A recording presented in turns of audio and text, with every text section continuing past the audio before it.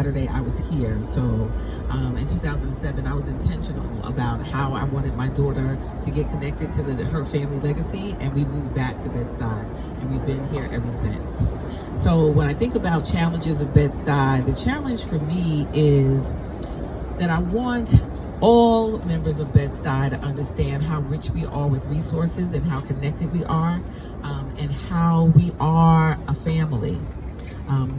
The challenge for me is that we are siloed. Some people like Stephanie have created spaces where those silos have been disrupted and dismantled, and there are an entire ecosystem of people who are part of your organization. But I want to do that for all of Bed-Stuy. We have the answers, right? The answers aren't coming from anywhere else. We know what we need to do to live good, healthy, safe lives here in this community. We just need to spread that word, bring people in who haven't felt the love and the hope that you all have for this community, and help them develop it so that we can get to all of the dreams that have been manifested on these posters.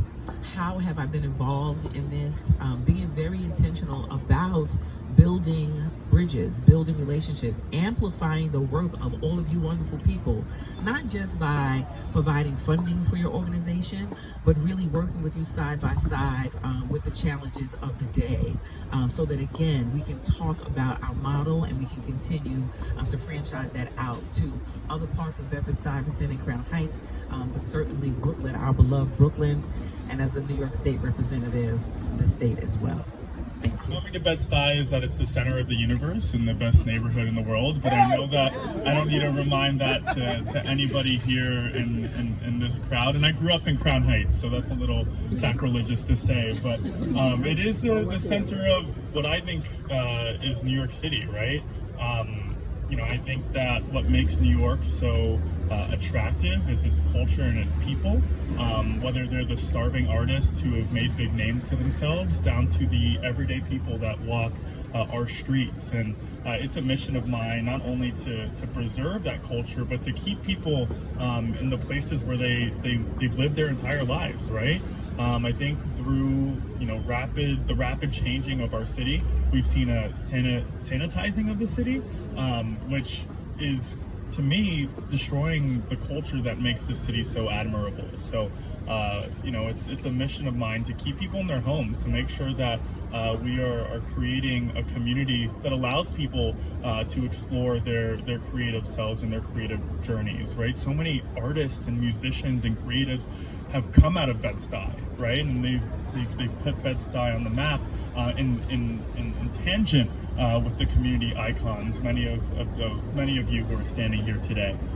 There was one more question, or did I answer all three of them? Well, what do you hope and dream for Bed-Stuy? Yeah, I hope for more investment into our community, an investment that can happen now rather than waiting for new folks to move in. I want to preserve what we have here, the culture that is so rich and beautiful.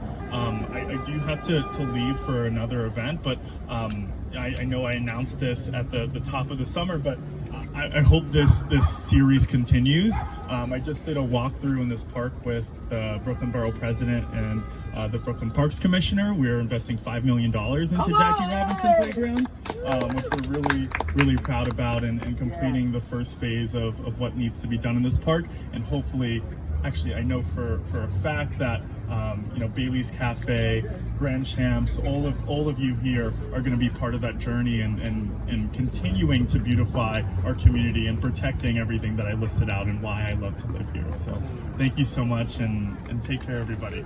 Bye. So what brought me to Bed-Stuy was my mother, who gave birth to me at Interfaith Hospital so many moons ago. I won't tell you how many, but was raised in Prospect Heights. But when I finally left the nest, I came right back to Bed-Stuy. In terms of what we're struggling with here, we are oh boy, it's the cost of living crisis, I think, is on the top of a lot of people's heads. The cost of rent, for those of you who are looking to purchase a home, the cost of a home, the cost of food, energy, And what we have fought aggressively for is to, one, take stock of the fact that New York State has more billionaires than any other state in America, more intensely wealthy people who do not pay what they owe in taxes to make sure the rest of us can live.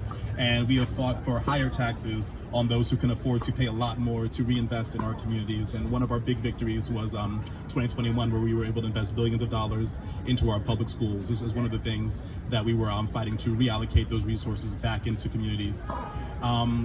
I've also had a chance to partner with some of the incredible people here from my own office, being able to give fiscal support to the Borough Experience. I see Barry standing there, but been able to stand alongside incredible members like Naquan McLean, fighting for funding for our public schools and fighting to protect our public schools. And it's been incredible. And just in terms of what I want to see for Bed-Stuy, I want to see everybody that is here be able to stay here. I want everyone who loves here to be able to stay in the community they love. And I'm going to keep fighting alongside all of y'all to make sure that happens. Thank you.